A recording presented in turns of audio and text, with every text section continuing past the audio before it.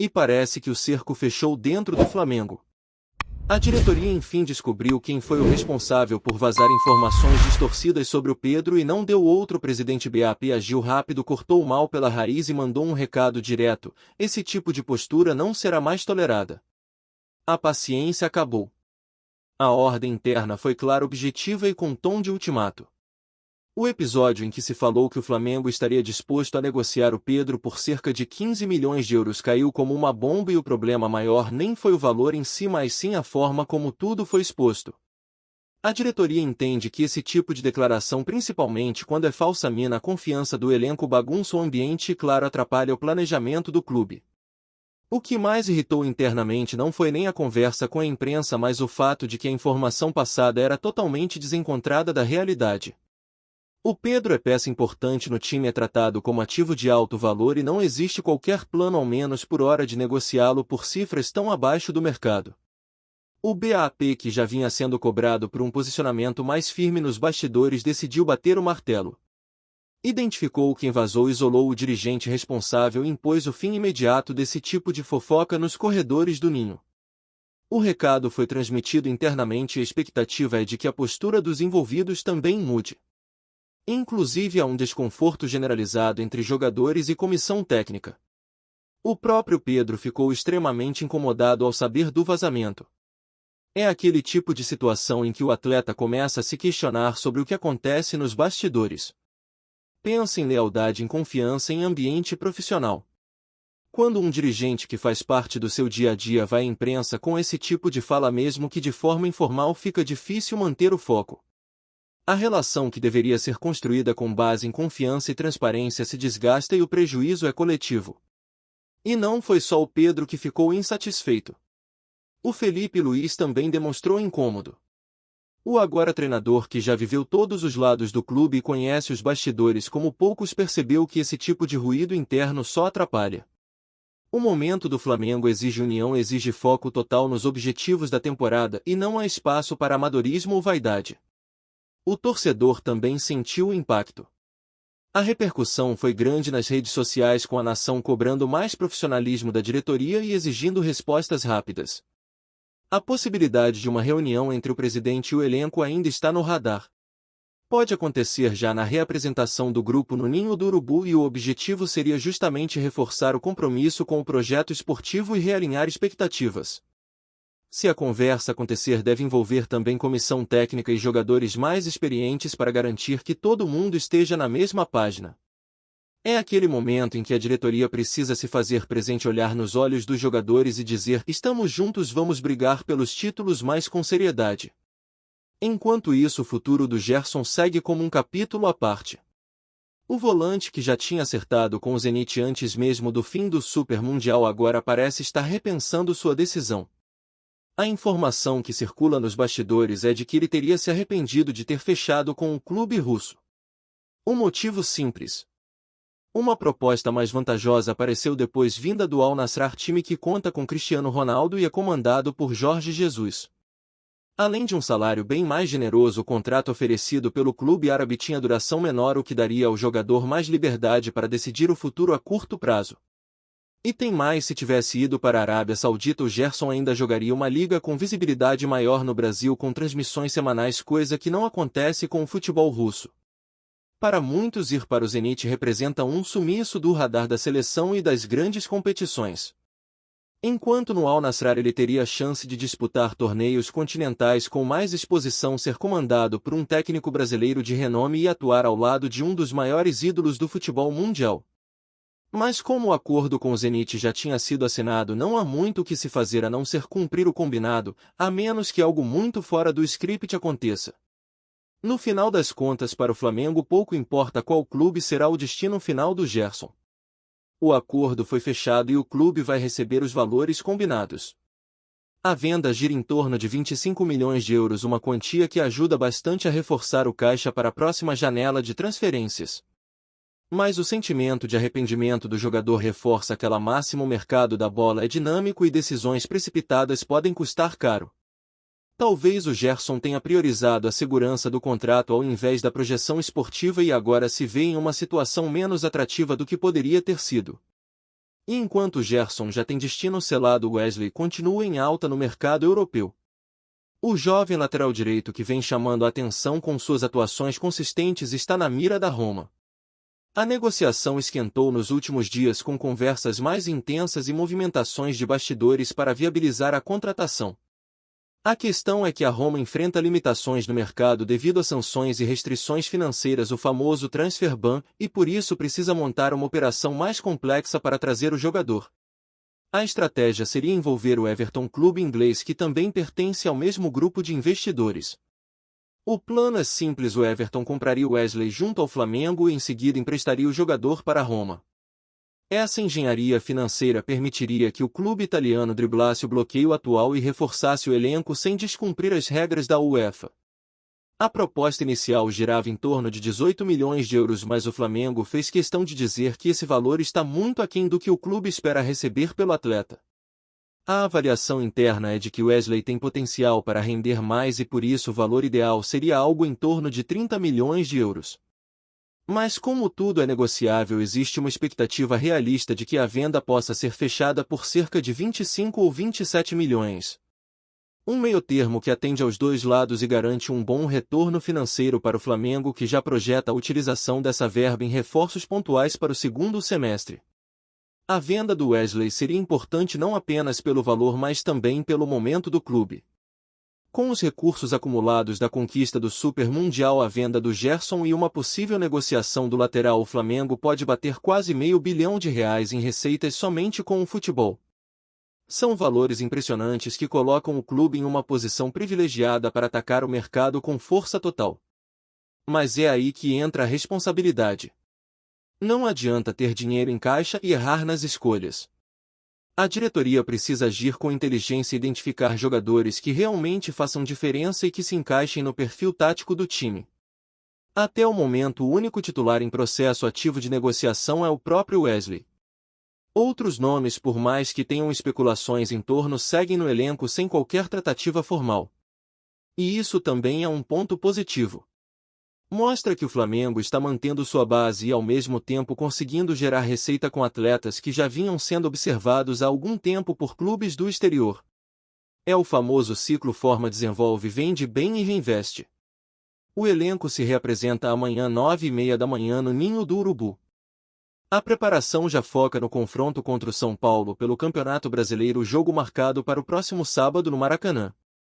É o retorno à principal competição nacional e o Flamengo quer aproveitar esse momento para retomar o foco total nas quatro linhas.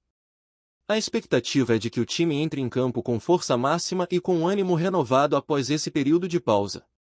O adversário é difícil, tem qualidade, mas dentro de casa o Flamengo costuma se impor principalmente com apoio da torcida. E enquanto o Flamengo se organiza para mais uma rodada do Brasileirão, o clima entre os rivais também anda agitado. O Fluminense, por exemplo, entra em campo hoje e, convenhamos, tem muita gente secando. Depois das provocações que rolaram recentemente a uma torcida silenciosa, ou nem tão silenciosa assim, para que eles sejam atropelados em campo. Nada pessoal, é só o futebol devolvendo as provocações no campo das torcidas. É nesse cenário de bastidores fervendo, negociações aceleradas e jogos importantes pela frente que o Flamengo vai moldando os próximos passos da temporada. E se tem uma coisa que ficou clara nos últimos dias é que não há mais espaço para amadorismo. A diretoria entendeu o recado, os jogadores estão atentos e o torcedor quer resultado. A cobrança vai continuar porque o Flamengo se acostumou a brigar por tudo. E com caixa cheio, elenco forte e uma torcida que não larga jamais, a expectativa só aumenta. O dia seguinte no Ninho do Urubu foi marcado por um clima diferente. Não houve crise declarada nem gritos nos corredores, mas todos sabiam que algo tinha mudado. A diretoria, após semanas de silêncio e posicionamentos brandos, finalmente deixou claro que as práticas de bastidor, os vazamentos seletivos e os recados indiretos estavam com os dias contados. A reestruturação de postura começou com a decisão de isolar o dirigente que tentou desestabilizar o ambiente ao falar sobre Pedro sem autorização. E prosseguiu com uma série de conversas reservadas, todas com o mesmo tom: quem quiser seguir no Flamengo vai ter que se alinhar com o projeto. E o projeto é claro: vencer mais com profissionalismo. A reapresentação dos jogadores também teve peso simbólico. O Pedro chegou calado, cumprimentou a comissão técnica, trocou poucas palavras com os colegas e foi direto para o campo. Não houve conversa pública nem coletiva improvisada, mas nos bastidores a insatisfação ainda é evidente. O atacante sabe que foi exposto de forma desnecessária e, mais do que isso, se sente desvalorizado quando houve cifras tão baixas sendo associadas ao seu nome. Pedro é um cara discreto, não é de fazer escândalo, mas também não esquece fácil. E se antes ele já mantinha certa distância de alguns setores do clube, agora esse afastamento se intensificou. É o tipo de cicatriz que não some rápido, e que, dependendo do rumo da temporada, pode até influenciar decisões futuras. Quem também chegou com semblante fechado foi o Gerson. O volante participou normalmente das atividades, mas a expressão séria entregava o peso das decisões recentes. Nos bastidores, a conversa é de que ele ainda está tentando entender por que decidiu tão rápido fechar com o Zenit, principalmente sabendo que havia outras portas prestes a se abrir.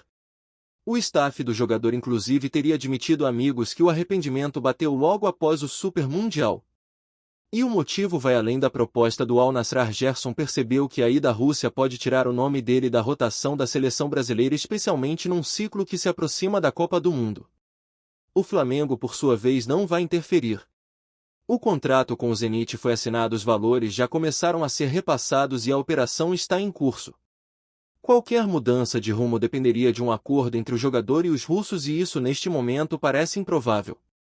A janela fecha em breve e o tempo de manobra é curto. A diretoria rubro-negra vê o caso como encerrado.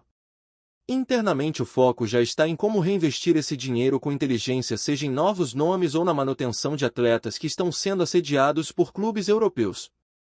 E por falar em assédio, o caso do Wesley continua se desenrolando nos bastidores com intensidade. O lateral de apenas 20 anos virou alvo de um jogo de xadrez entre Flamengo, Roma e Everton, com os italianos tentando encontrar uma brecha legal para contar com o jogador mesmo diante das restrições que enfrentam. O grupo de investidores que atua nos bastidores dos dois clubes está trabalhando para montar uma operação triangulada onde o Everton serviria de ponte para repassar o jogador a Roma. O Flamengo já sinalizou que aceita negociar, mas quer receber o que considera justo. A proposta inicial de 18 milhões de euros foi prontamente recusada. A diretoria acredita que, com o mercado em alta, especialmente para laterais jovens e ofensivos, Wesley pode render facilmente 25 milhões ou até mais em caso de disputa entre clubes. Esse movimento com Wesley revela algo importante: o Flamengo não está mais disposto a aceitar propostas medianas por seus jogadores. A época em que o clube precisava vender para fechar o ano passou. Agora a diretoria se vê em uma posição de poder onde pode escolher a hora certa de negociar, valorizando cada ativo como uma joia. Essa mudança de postura não é só financeira, mas simbólica. Mostra que o clube sabe o que tem nas mãos e que não vai se desfazer de jogadores promissores por impulso ou por pressão externa. Por trás de tudo isso há um nome que tem ganhado mais protagonismo nos bastidores: Bruno Spindel. O diretor executivo do Flamengo tem atuado como articulador silencioso dessas movimentações, tentando equilibrar o desejo de manter a base forte com a necessidade de gerar receitas em momentos estratégicos. É dele, por exemplo, a condução das conversas com os representantes de Wesley e com os clubes interessados. Também tem sido ele o responsável por alinhar a comunicação entre diretoria e elenco para evitar que novos ruídos causem mais danos ao ambiente. Spindel sabe que a próxima janela é decisiva. O Flamengo já mostrou força esportiva ao vencer o Super Mundial e agora precisa transformar isso em domínio de mercado. O clube tem caixa, tem visibilidade, tem poder de barganha, mas também tem o desafio de não errar. Trazer jogadores apenas por nome ou histórico não basta mais. O torcedor está mais exigente, o time tem um estilo de jogo consolidado e qualquer novo reforço precisa chegar para somar de verdade. Um erro de avaliação pode custar caro, principalmente em um elenco com peças consolidadas e onde a disputa por vaga é intensa. Ao mesmo tempo, o técnico Tite vem sendo peça fundamental nesse processo de reorganização. Mesmo com o perfil mais reservado, ele tem participado ativamente das conversas com a diretoria, opinando sobre possíveis reforços, discutindo saídas e deixando claro o tipo de jogador que deseja para o segundo semestre. Tite quer um elenco enxuto, mais qualificado. Prefere ter opções de qualidade do que quantidade sem profundidade. E essa visão tem agradado ao alto comando do clube, que vê no treinador um pilar de estabilidade.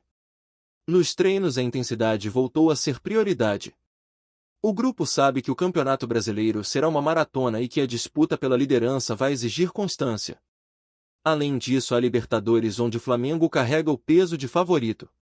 Tite tem insistido em ajustes finos principalmente no sistema defensivo e na transição ofensiva. Com a saída iminente de Gerson e a possível venda de Wesley, a comissão técnica já trabalha alternativas. Internamente, jogadores como Vitor Hugo e Igor Jesus ganham espaço.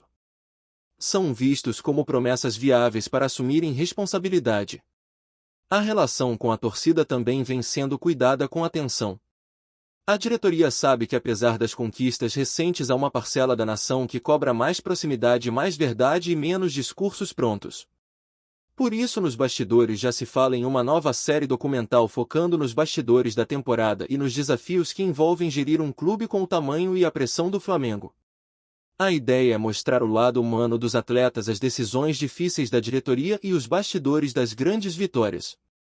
Tudo para reforçar o laço emocional com os mais de 45 milhões de torcedores espalhados pelo país e pelo mundo. Com o cenário se desenhando dessa forma, o Flamengo caminha para um segundo semestre decisivo. A janela de transferências pode definir os rumos da temporada.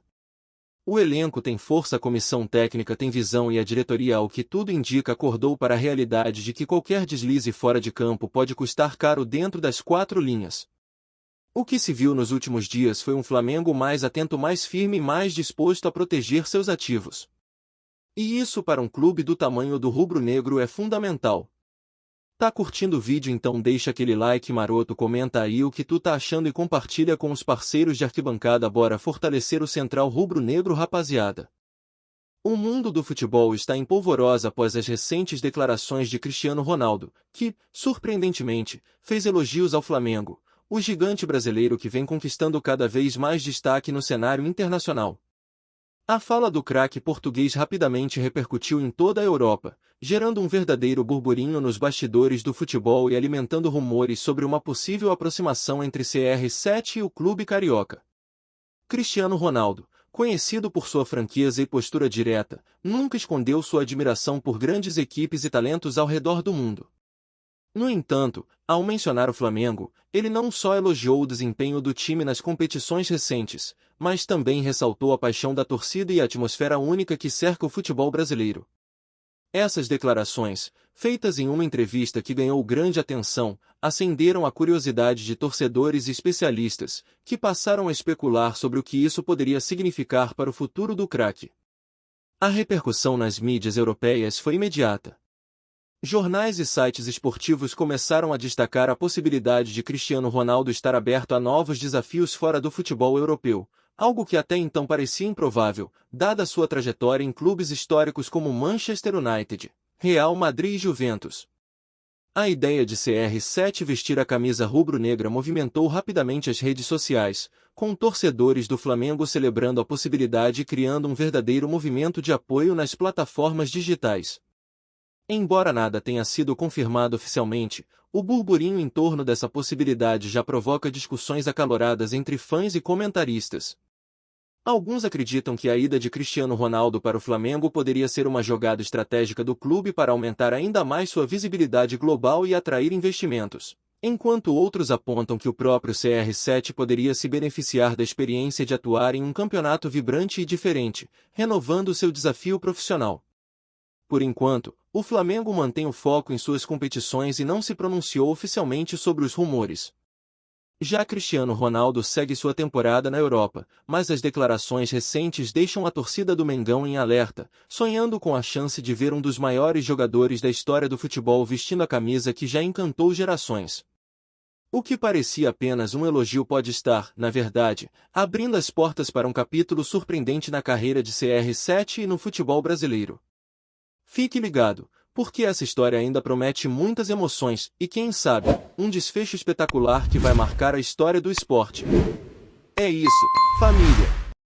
Valeu demais por acompanhar até aqui! Se ainda não se inscreveu, tá moscando, hein? Ativa o sininho para não perder nenhum papo de Mengão Raiz. Aqui é Central Rubro-Negro, aqui é Flamengo até morrer. Tamo junto!